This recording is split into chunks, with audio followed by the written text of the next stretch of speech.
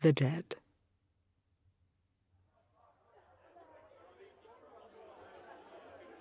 Lily, the caretaker's daughter, was literally run off her feet. Hardly had she brought one gentleman into the little pantry behind the office on the ground floor and helped him off with his overcoat, then the wheezy hall door bell clanged again, and she had to scamper along the bare hallway to let in another guest. It was well for her she had not to attend to the ladies also. But Miss Kate and Miss Julia had thought of that and had converted the bathroom upstairs into a ladies' dressing room. Miss Kate and Miss Julia were there, gossiping and laughing and fussing, walking after each other to the head of the stairs, peering down over the banisters and calling down to Lily to ask her who had come. It was always a great affair, the Mrs. Morkan's annual dance. Everybody who knew them came to it. Members of the family, old friends of the family, the members of Julia's choir, any of Kate's pupils that were grown up enough, and even some of Mary Jane's pupils, too. Never once had it fallen flat. For years and years, it had gone off in splendid style as long as anyone could remember. Ever since Kate and Julia, after the death of their brother Pat, had left the house in Stony Batter and taken Mary Jane, their only niece, to live with them in the dark, gaunt house on Usher's Island, the upper part of which they had rented from Mr. Fulham, the corn factor, on the ground floor. That was a good 30 years ago, if it was a day. Mary Jane, who was then a little girl in short clothes, was now the main prop of the household, for she had the organ in Haddington Road. She had been through the academy and gave a pupils' concert every year in the upper room of the ancient concert rooms. Many of her pupils belonged to the better class families on the Kingstown and Dalkey line. Old as they were, her aunts also did their share. Julia, though she was quite gray, was still the leading soprano in Adam and Eve's, and Kate, being too feeble to go about much, gave music lessons to beginners on the old square piano in the back room. Lily, the caretaker's daughter, did housemaid's work for them. Though their life was modest, they believed in eating well, the best of everything. Diamond bone sirloins, 3-shilling tea, and the best bottled stout. But Lily seldom made a mistake in the orders, so that she got on well with her 3 mistresses. They were fussy, that was all. But the only thing they would not stand was back answers. Of course, they had good reason to be fussy on such a night. And then it was long after 10 o'clock, and yet there was no sign of Gabriel and his wife. Besides, they were dreadfully afraid that Freddie Malins might turn up screwed. They would not wish for the worlds that any of Mary Jane's pupils should see him under the influence. And when he was like that, it was sometimes very hard to manage him. Freddie Malins always came late, but they wondered what could be keeping Gabriel. And that was what brought them every 2 minutes to the banisters to ask Lily, had Gabriel or Freddie come. "Oh, Mr. Conroy," said Lily to Gabriel when she opened the door for him. "Miss Kate and Miss Julia thought you were never coming. Good night, Mrs. Conroy." "I'll engage they did," said Gabriel. "But they forget that my wife here takes 3 mortal hours to dress herself." He stood on the mat, scraping his snow from his galoshes, while Lily led his wife to the foot of the stairs and called out, "Miss Kate, here's Mrs. Conroy." Kate and Julia came toddling down the dark stairs at once.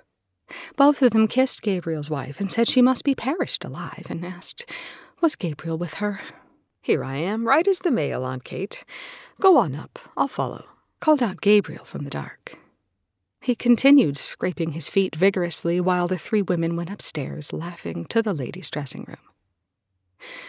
A light fringe of snow lay like a cape on the shoulders of his overcoat and like toe caps on the toes of his galoshes, and as the buttons of his overcoat slipped with a squeaking noise through the snow-stiffened frieze, a cold, fragrant air from the out-of-doors escaped from crevices and folds. "Is it snowing again, Mr. Conroy?" asked Lily. She had preceded him into the pantry to help him off with his overcoat. Gabriel smiled at the 3 syllables she had given his surname and glanced at her.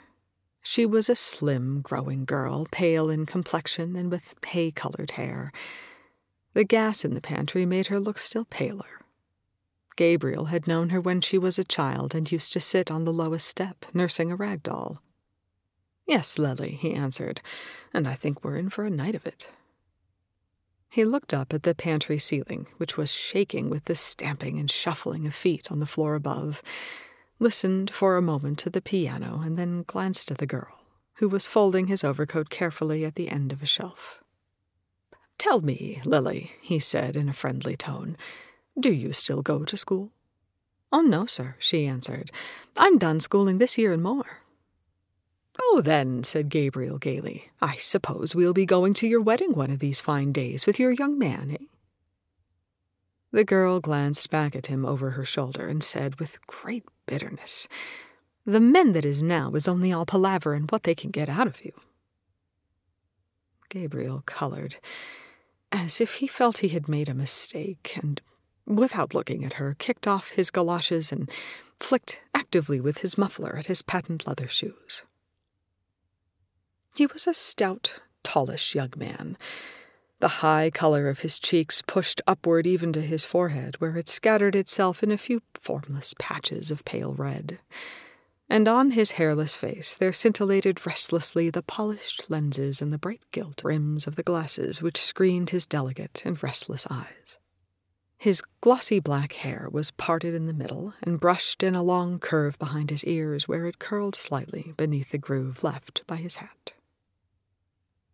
When he had flicked luster into his shoes, he stood up and pulled his waistcoat down more tightly on his plump body. Then he took a coin rapidly from his pocket. "Oh, Lily," he said, thrusting it into her hands, "it's Christmas time, isn't it? Just here's a little—" He walked rapidly toward the door. "Oh, no, sir," cried the girl, following him. "Really, sir, I wouldn't take it." Christmas time," said Gabriel, almost trotting to the stairs and waving his hand to her in deprecation. The girl, seeing that he had gained the stairs, called out after him, "Well, thank you, sir." He waited outside the drawing-room door until the waltz should finish, listening to the skirts that swept against it and to the shuffling of feet. He was still discomposed by the girl's bitter and sudden retort. It had cast a gloom over him, which he tried to dispel by arranging his cuffs and the bows of his tie. He then took from his waistcoat pocket a little paper and glanced at the headings he had made for his speech. He was undecided about the lines from Robert Browning, for he feared they would be above the heads of his hearers. Some quotation that they would recognize from Shakespeare or from the melodies would be better. The indelicate clacking of the men's heels and the shuffling of their soles reminded him that their grade of culture differed from his. He would only make himself ridiculous by quoting poetry to them which they could not understand. They would think that he was airing his superior education. He would fail with them, just as he had failed with the girl in the pantry. He had taken up a wrong tone. His whole speech was a mistake from first to last, an utter failure. Just then his aunts and his wife came out of the ladies' dressing-room. His aunts were two small, plainly dressed old women. Aunt Julia was an inch or so the taller. Her hair drawn low over the tops of her ears was gray, and gray also with darker shadows was her large, flaccid face. Though she was stout in build and stood erect, her slow eyes and parted lips gave her the appearance of a woman who did not know where she was or where she was going. Aunt Kate was more vivacious. Her face, healthier than her sister's, was all puckers and creases like a shriveled red apple, and her hair, braided in the same old-fashioned way, had not lost its ripe nut color. They both kissed Gabriel frankly. He was their favorite nephew, the son of their dead elder sister, Ellen, who had married T.J. Conroy of the Porton Docks. "Gretta tells me you're not going to take a cab back to Monkstown tonight, Gabriel," said Aunt Kate. "No," said Gabriel, turning to his wife. "We had quite enough of that last year, hadn't we? Don't you remember, Aunt Kate, what a cold Gretta caught out of it? Cab windows rattling all the way, and the east wind blowing in after we passed Marion. Very jolly it was. Gretta caught a dreadful cold." Aunt Kate frowned severely and nodded her head at every word. "Quite right, Gabriel, quite right," she said. "You can't be too careful." "But as for Gretta there," said Gabriel, "she'd walk home in the snow if she were let." Mrs. Conroy laughed. "Don't mind him, Aunt Kate," she said. "He's really an awful bother, what with green shades for Tom's eyes at night, and making him do the dumbbells, and forcing Ava to eat the stirabout, the poor child, and she simply hates the sight of it. Oh, but you'll never guess what he makes me wear now." She broke out into a peal of laughter and glanced at her husband, whose admiring and happy eyes had been wandering from her dress to her face and hair. The two aunts laughed heartily, too, for Gabriel's solicitude was a standing joke with them. "Galoshes," said Mrs. Conroy. "That's the latest. Whenever it's wet underfoot, I must put on my galoshes. Tonight even he wanted me to put them on, but I wouldn't. The next thing he'll buy me will be a diving suit." Gabriel laughed nervously and patted his tie reassuringly, while Aunt Kate nearly doubled herself, so heartily did she enjoy the joke. The smile soon faded from Aunt Julia's face, and her mirthless eyes were directed toward her nephew's face. After a pause, she asked, "And what are galoshes, Gabriel?" "Galoshes, Julia!" exclaimed her sister. "Goodness me, don't you know what galoshes are? You wear them over your boots, Gretta, isn't it?" "Yes," said Mrs. Conroy. "Gutta percha things. We both have a pair now. Gabriel says everyone wears them on the continent." "Oh, on the continent," murmured Aunt Julia, nodding her head slowly. Gabriel knitted his brows and said, as if he were slightly angered, "It's nothing very wonderful, but Gretta thinks it's very funny, because she says the word reminds her of Christy minstrels." "But tell me, Gabriel," said Aunt Kate with brisk tact. "Of course you've seen about a room. Gretta was saying—" "Oh, the room is all right," replied Gabriel. "I've taken one in the Gresham." "To be sure," said Aunt Kate. "By far the best thing to do. And the children, Gretta, you're not anxious about them?" "Oh, for one night," said Mrs. Conroy. "Besides, Bessie will look after them." "To be sure," said Aunt Kate again. "What a comfort it is to have a girl like that, one you can depend on. There's that Lily, I'm sure I don't know what has come over her lately. She's not the girl she was at all." Gabriel was about to ask his aunt some questions on this point, but she broke off suddenly to gaze after her sister, who had wandered down the stairs and was craning her neck over the banisters. "Now I ask you," she said almost testily, "where is Julia going? Julia, Julia, where are you going?" Julia, who had gone halfway down one flight, came back and announced blandly, "Here's Freddie." At the same moment, a clapping of hands and a final flourish of the pianist told that the waltz had ended. The drawing-room door was opened from within, and some couples came out. Aunt Kate drew Gabriel aside hurriedly and whispered into his ear, "Slip down, Gabriel, like a good fellow, and see if he's all right. And don't let him up if he's screwed. I'm sure he's screwed. I'm sure he is." Gabriel went to the stairs and listened over the banisters. He could hear two persons talking in the pantry. Then he recognized Freddie Malon's laugh. He went down the stairs noisily. "It's such a relief," said Aunt Kate to Miss Conroy, "that Gabriel is here. I always feel easier in my mind when he's here. Julia, there's Miss Daly and Miss Power will take some refreshment. Thanks for your beautiful waltz, Miss Daly. It made lovely time." A tall, wizen-faced man with a stiff, grizzled mustache and swarthy skin who was passing out with his partner said, "And may we have some refreshment too, Miss Morgan?" "Julia," said Aunt Kate summarily. "And here's Miss Brown and Miss Furlong. Take them in, Julia, with Miss Daly and Miss Power." "I'm the man for the ladies," said Mr. Brown, pursing his lips until his mustache bristled and smiling in all his wrinkles. "You know, Miss Morgan, the reason they are so fond of me is—" He did not finish his sentence, but, seeing that Aunt Kate was out of earshot, at once led the 3 young ladies into the back room. The middle of the room was occupied by 2 square tables placed end to end, and on these Aunt Julia and the caretaker were straightening and smoothing a large cloth. On the sideboard were arrayed dishes and plates and glasses and bundles of knives and forks and spoons. The top of the closed square piano served also as a sideboard for viands and sweets. At a smaller sideboard in one corner, 2 young men were standing, drinking hot bitters. Mr. Brown led his charges thither and invited them all, in jest, to some ladies' punch, hot, strong, and sweet. As they said they never took anything strong, he opened 3 bottles of lemonade for them. Then he asked one of the young men to move aside, and, taking hold of the decanter, filled out for himself a goodly measure of whiskey. The young men eyed him respectfully while he took a trial sip. "God help me," he said, smiling. "It's the doctor's orders."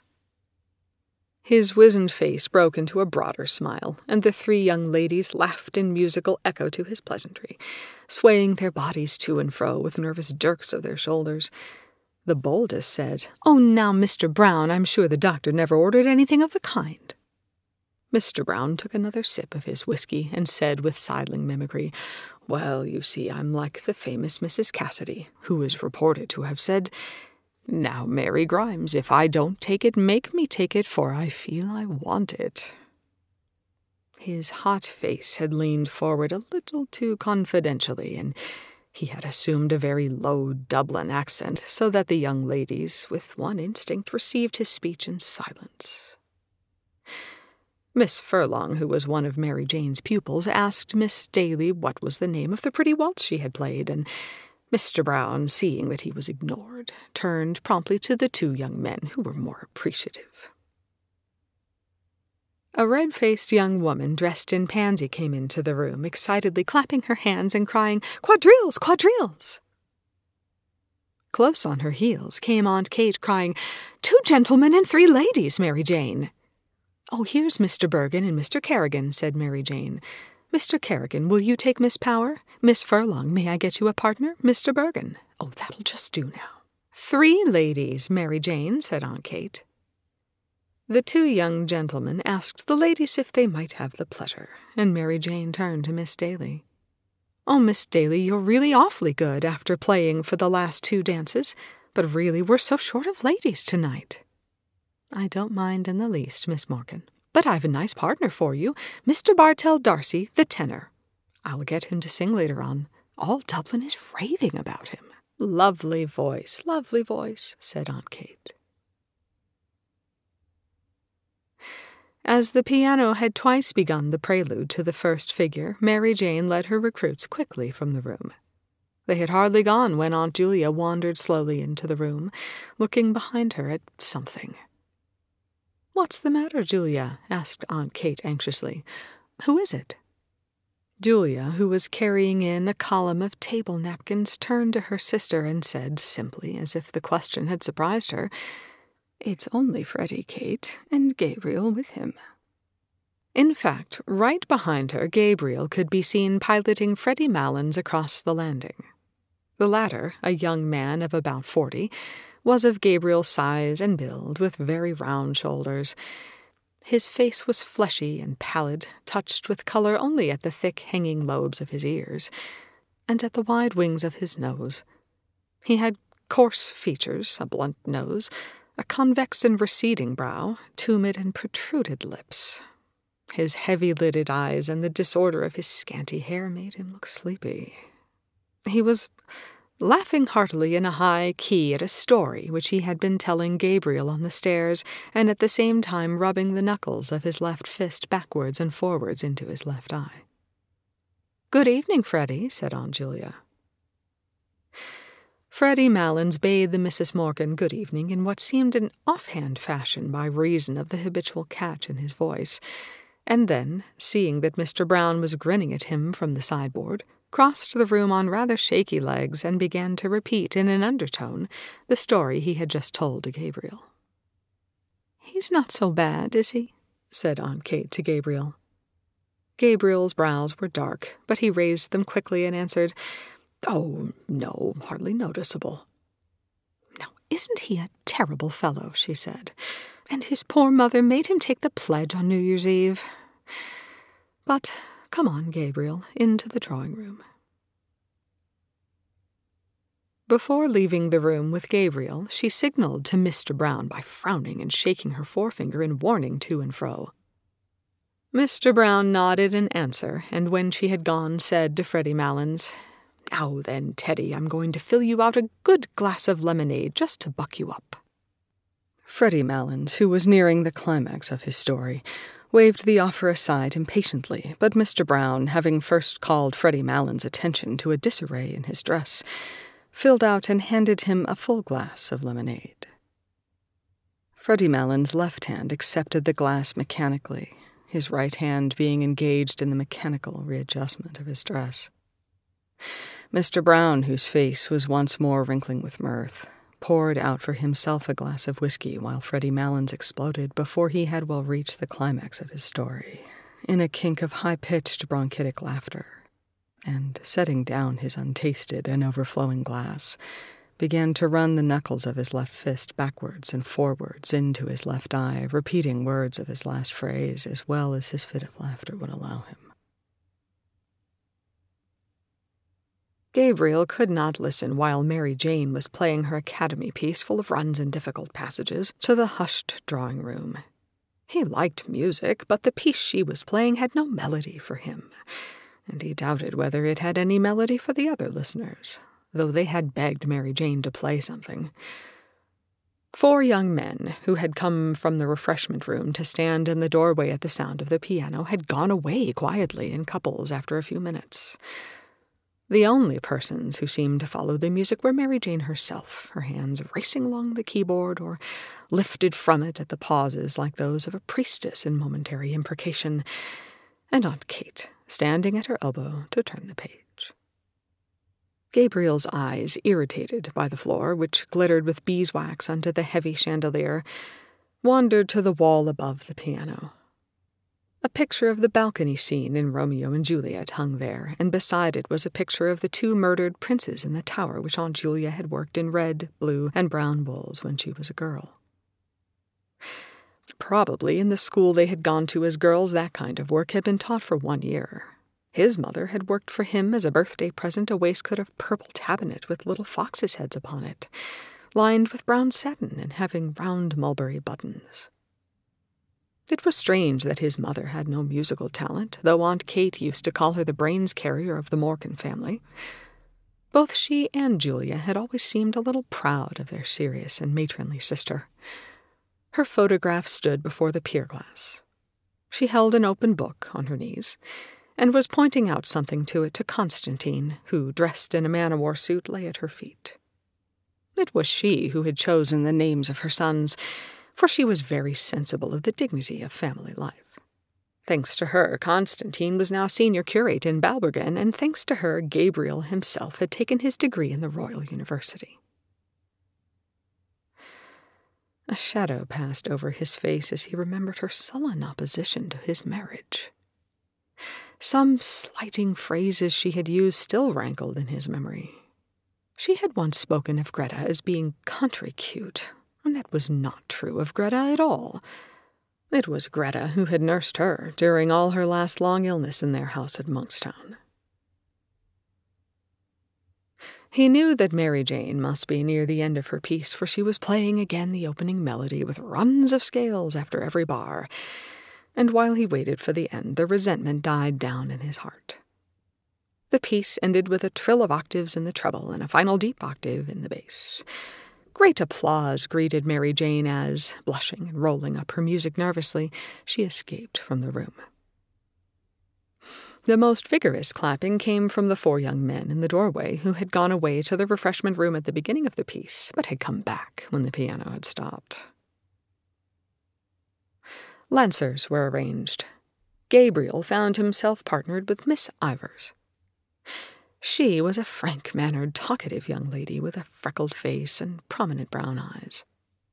She did not wear a low-cut bodice, and the large brooch which was fixed in the front of her collar bore on it an Irish device and motto. When they had taken their places, she said abruptly, "I have a crow to pluck with you." "With me?" said Gabriel. She nodded her head gravely. "What is it?" asked Gabriel, smiling at her solemn manner. "Who is G.C.?" answered Miss Ivors, turning her eyes upon him. Gabriel colored and was about to knit his brows, as if he did not understand, when she said bluntly, "Oh, innocent Amy, I have found out that you write for the Daily Express. Now, aren't you ashamed of yourself?" "Why should I be ashamed of myself?" asked Gabriel, blinking his eyes and trying to smile. "Well, I'm ashamed of you," said Miss Ivors frankly. "To say you'd write for a paper like that. I didn't think you were a West Briton." A look of perplexity appeared on Gabriel's face. It was true that he wrote a literary column every Wednesday in the Daily Express, for which he was paid 15 shillings. But that did not make him a West Briton, surely. The books he received for review were almost more welcome than the paltry cheque. He loved to feel the covers and turn over the pages of newly printed books. Nearly every day when his teaching in the college was ended, he used to wander down to the quays, to the second-hand booksellers, to Hickey's on Bachelor's Walk, to Webb's or Massey's on Aston's Quay, or to O'Clissy's in the by-street. He did not know how to meet her charge. He wanted to say that literature was above politics. But they were friends of many years' standing, and their careers had been parallel, first at the university and then as teachers. He could not risk a grandiose phrase with her. He continued blinking his eyes and trying to smile, and murmured lamely that he saw nothing political in writing reviews of books. When their turn to cross had come, he was still perplexed and inattentive. Miss Ivors promptly took his hand in a warm grasp and said in a soft, friendly tone, "Of course, I was only joking. Come, we cross now." When they were together again, she spoke of the university question, and Gabriel felt more at ease. A friend of hers had shown her his review of Browning's poems. That was how she had found out the secret, but she had liked the review immensely. Then she said suddenly, "Oh, Mr. Conroy, will you come for an excursion to the Aran Isles this summer? We're going to stay there a whole month. It will be splendid out in the Atlantic. You ought to come. Mr. Clancy is coming, and Mr. Kilkelly and Kathleen Kearney. It would be splendid for Gretta, too, if she'd come. She's from Connacht, isn't she?" "Her people are," said Gabriel shortly. "But you will come, won't you?" said Miss Ivors, laying her hand eagerly on his arm. "The fact is," said Gabriel, "I've just arranged to go—" "Go where?" asked Miss Ivors. "Well, you know, every year I go for a cycling tour with some fellows, and so—" "But where?" asked Miss Ivors. "Well, we usually go to France, or Belgium, or perhaps Germany," said Gabriel awkwardly. "And why do you go to France and Belgium," said Miss Ivors, "instead of visiting your own land?" "Well," said Gabriel, "it's partly to keep in touch with the languages, and partly for a change." "And haven't you your own language to keep in touch with? Irish?" asked Miss Ivors. "Well," said Gabriel, "if it comes to that, you know, Irish is not my language." Their neighbors had turned to listen to the cross-examination. Gabriel glanced right and left nervously and tried to keep his good humor under the ordeal which was making a blush invade his forehead. "And haven't you your own land to visit?" continued Miss Ivors. "That you know nothing of, your own people and your own country?" "Oh, to tell you the truth," retorted Gabriel suddenly, "I'm sick of my own country, sick of it." "Why?" asked Miss Ivors. Gabriel did not answer, for his retort had heated him. "Why?" repeated Miss Ivors. They had to go visiting together, and as he had not answered her, Miss Ivors said warmly, "Of course you've no answer." Gabriel tried to cover his agitation by taking part in the dance with great energy. He avoided her eyes, for he had seen a sour expression on her face. But when they met in the long chain, he was surprised to feel his hand firmly pressed. She looked at him from under her brows for a moment quizzically until he smiled. Then, just as the chain was about to start again, she stood on tiptoe and whispered into his ear, "West Britain." When the Lancers were over, Gabriel went away to a remote corner of the room, where Freddie Malon's mother was sitting. She was a stout, feeble old woman with white hair. Her voice had a catch in it like her son's, and she stuttered slightly. She had been told that Freddie had come and that he was nearly all right. Gabriel asked her whether she had had a good crossing. She lived with her married daughter in Glasgow and came to Dublin on a visit once a year. She answered placidly that she had had a beautiful crossing, and that the captain had been most attentive to her. She spoke also of the beautiful house her daughter kept in Glasgow and of all the friends they had there. While her tongue rambled on, Gabriel tried to banish from his mind all memory of the unpleasant incident with Miss Ivers. Of course the girl, or woman, or whatever she was, an enthusiast, but there was a time for all things. Perhaps he ought not to have answered her like that. But she had no right to call him a West Briton before people, even in joke. She had tried to make him ridiculous before people, heckling him, and staring at him with her rabbit's eyes. He saw his wife making her way toward him through the waltzing couples. When she reached him, she said into his ear, "Gabriel, Aunt Kate wants to know, won't you carve the goose, as usual? Miss Daly will carve the ham, and I'll do the pudding." "All right," said Gabriel. "She's sending in the younger ones first, as soon as this waltz is over, so that we'll have the table to ourselves." "Were you dancing?" asked Gabriel. "Of course I was. Didn't you see me? What row had you with Molly Ivers?" "No row. Why, did she say so?" "Something like that. I'm trying to get that Mr. Darcy to sing. He's full of conceit, I think." "There was no row," said Gabriel moodily. "Only she wanted me to go for a trip to the west of Ireland, and I said I wouldn't." His wife clasped her hands excitedly and gave a little jump. "Oh, do go, Gabriel," she cried. "I'd love to see Galway again." "You can go if you like," said Gabriel coldly. She looked up at him for a moment, then turned to Mrs. Malins and said, "There's a nice husband for you, Mrs. Malins." While she was threading her way back across the room, Mrs. Malins, without adverting to the interruption, went on to tell Gabriel what beautiful places there were in Scotland and beautiful scenery. Her son-in-law brought them every year to the lakes, and they used to go fishing. Her son-in-law was a splendid fisher. One day he caught a beautiful big fish, and the man in the hotel cooked it for their dinner. Gabriel hardly heard what she said. Now that supper was coming near, he began to think again about his speech and about the quotation. When he saw Freddie Malins coming across the room to visit his mother, Gabriel left the chair free for him and retired into the embrasure of the window. The room had already cleared, and from the back room came the clatter of plates and knives. Those who still remained in the drawing-room seemed tired of dancing, and were conversing quietly in little groups. Gabriel's warm, trembling fingers tapped the cold pane of the window. How cool it must be outside. How pleasant it would be to walk out alone, first along by the river and then through the park. The snow would be lying on the branches of the trees and forming a bright cap on the top of the Wellington Monument.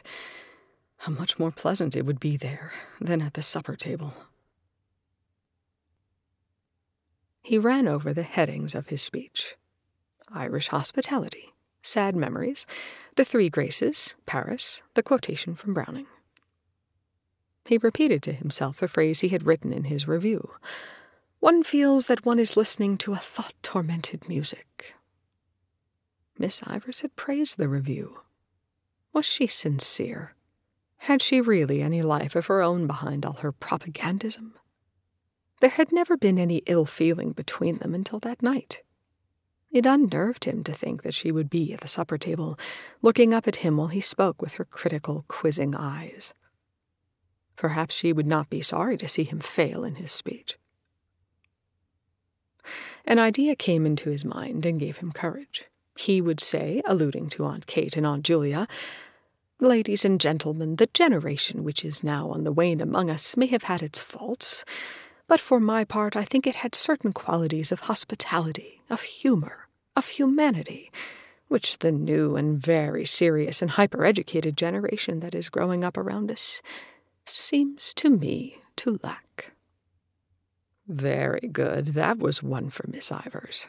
What did he care that his aunts were only two ignorant old women? A murmur in the room attracted his attention. Mr. Brown was advancing from the door, gallantly escorting Miss Julia, who leaned upon his arm, smiling and hanging her head. An irregular musketry of applause escorted her also as far as the piano, and then, as Mary Jane seated herself on the stool, and Aunt Julia, no longer smiling, half turned so as to pitch her voice fairly into the room, gradually ceased. Gabriel recognized the prelude. It was that of an old song of Aunt Julia's, Arrayed for the Bridal. Her voice, strong and clear in tone, attacked with great spirit the runs which embellished the air, and though she sang very rapidly, she did not miss even the smallest of grace notes. To follow the voice without looking at the singer's face was to feel and share the excitement of swift and secure flight. Gabriel applauded loudly with all the others at the close of the song, and loud applause was borne in from the invisible supper table.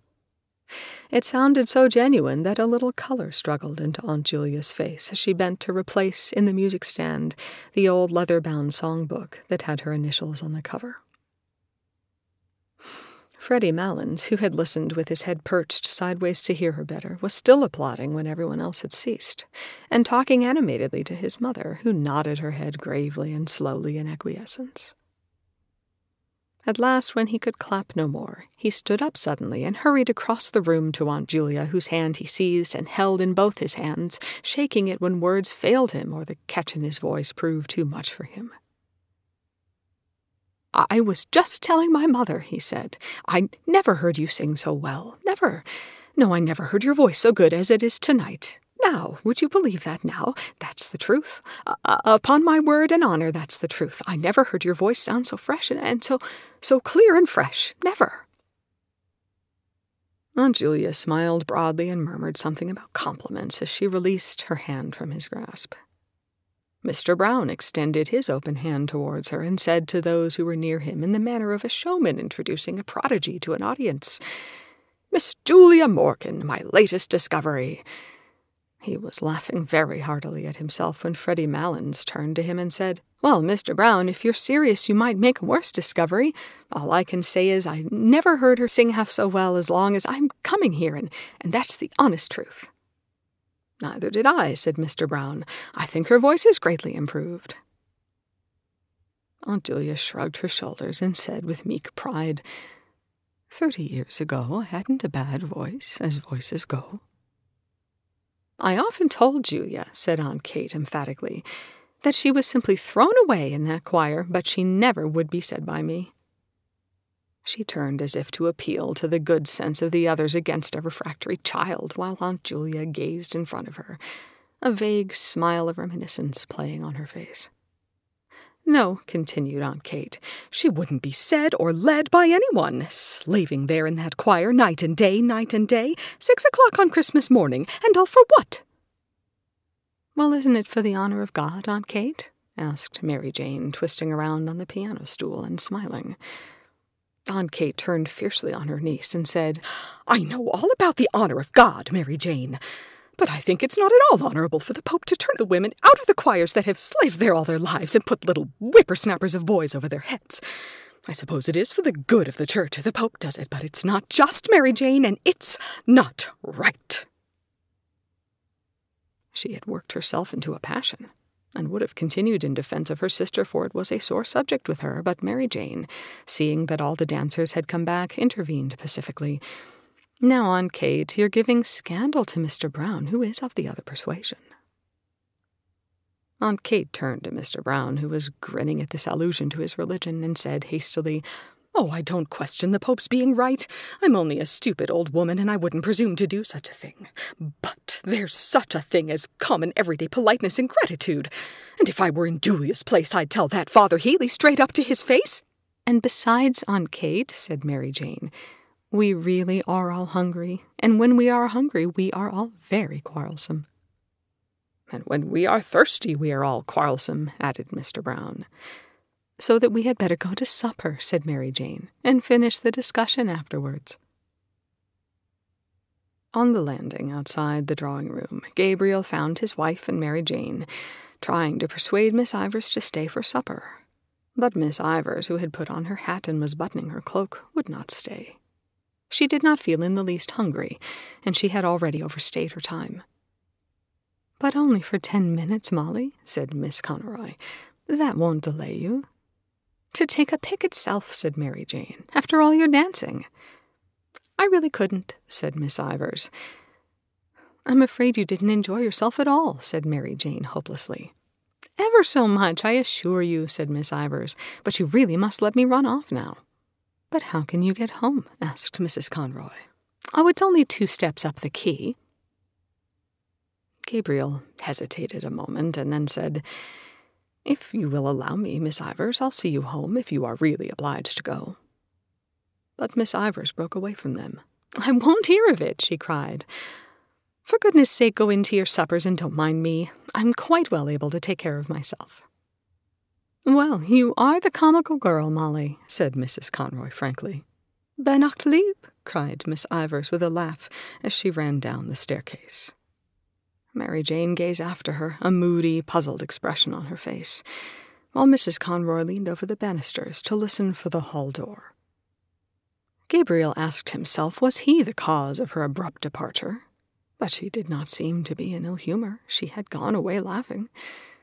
He stared blankly down the staircase.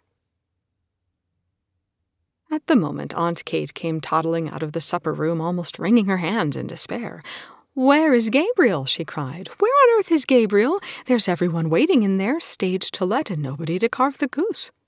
"Here I am, Aunt Kate," cried Gabriel with sudden animation, "ready to carve a flock of geese if necessary." A fat brown goose lay at one end of the table, and at the other end, on a bed of creased paper strewn with sprigs of parsley, lay a great ham, stripped of its outer skin, and peppered over with crust crumbs, a neat paper frill round its shin, and beside this was a round of spiced beef.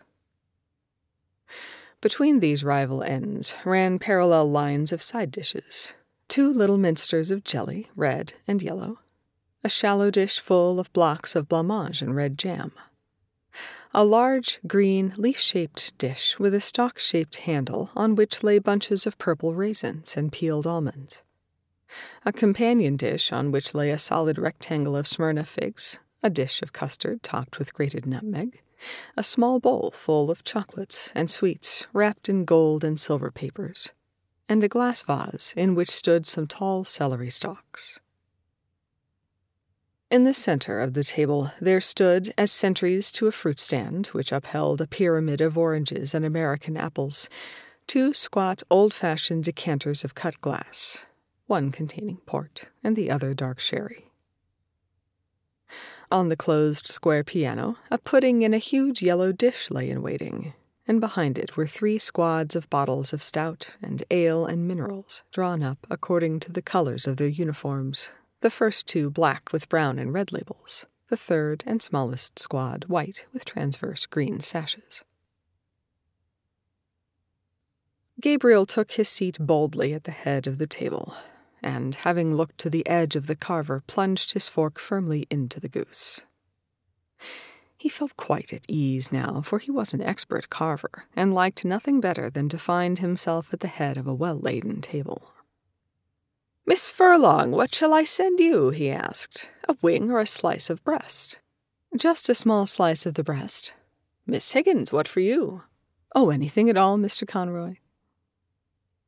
While Gabriel and Miss Daly exchanged plates of goose and plates of ham and spiced beef, Lily went from guest to guest with a dish of hot, floury potatoes wrapped in a white napkin. This was Mary Jane's idea, and she had also suggested applesauce for the goose, but Aunt Kate had said that plain roast goose without applesauce had always been good enough for her, and she hoped she might never eat worse.